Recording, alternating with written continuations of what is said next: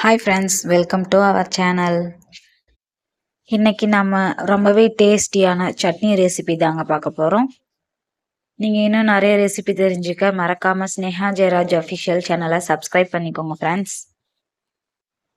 இந்த ரெசிபி ரொம்பவே டேஸ்டாகவும் எல்லாருக்கும் பிடிச்ச ரெசிபியாக இருக்குங்க. வாங்க எப்படி செய்யுதுன்னு பார்க்கலாம். ஸ்டவ் ஆன் பண்ணி ஒரு கடாய் வச்சுக்கோங்க. அதில் உங்களுக்கு தேவையான அளவுக்கு வேர்க்கடலை எடுத்துக்கோங்க.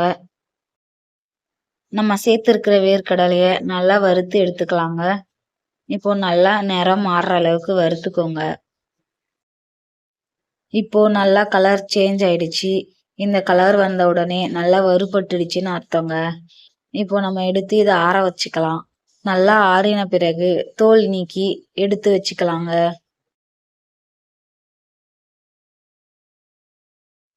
அடுத்து ஸ்டவ் ஆன் பண்ணி ஒரு கடாய் வச்சுக்கோங்க. அந்த கடாய் சூடானதும் தேவையான அளவுக்கு எண்ணெய் சேர்த்துக்கோங்க. இப்போ எண்ணெய் நல்லா சூடான பிறகு ஒரு ஸ்பூன் அளவுக்கு கடுகு சேர்த்துக்கோங்க. கடுகு நல்லா பொரிஞ்ச பிறகு 1.5 ஸ்பூன் அளவுக்கு கடலை பருப்பு சேர்த்துக்கோங்க. கூடவே ஒரு ஸ்பூன் அளவுக்கு உளுந்து சேர்த்துக்கோங்க. இப்போ இது ரெண்டையும் சேர்த்து நல்லா வறுத்து விடுங்க. நல்லா பொன்னிறமா மாறுற அளவுக்கு வறுக்கணுங்க.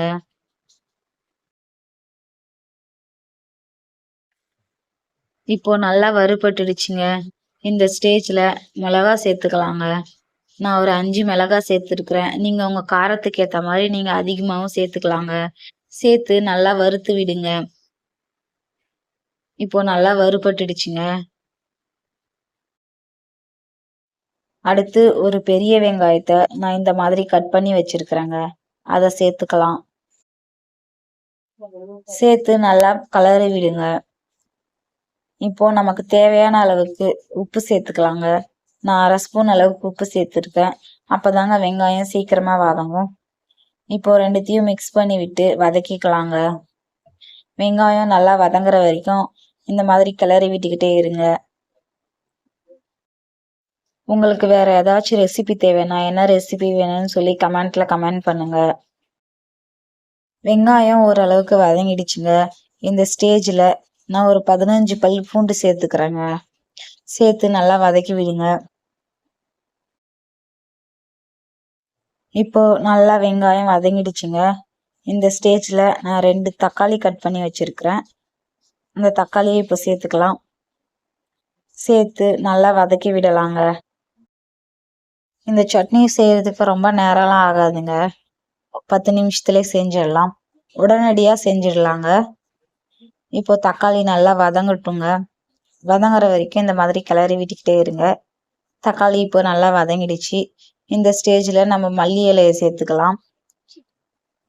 தேவையான அளவுக்கு சேர்த்துக்கலாங்க.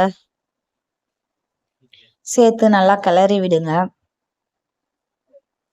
மல்லி இலை நல்லா வதங்கட்டும். வதங்கின பிறகு நம்ம ஸ்டவ் ஆஃப் பண்ணிக்கலாம். இப்போ மல்லி இலை நல்லா வதங்கிடுச்சுங்க. ஸ்டவ் ஆஃப் பண்ணிக்கலாங்க.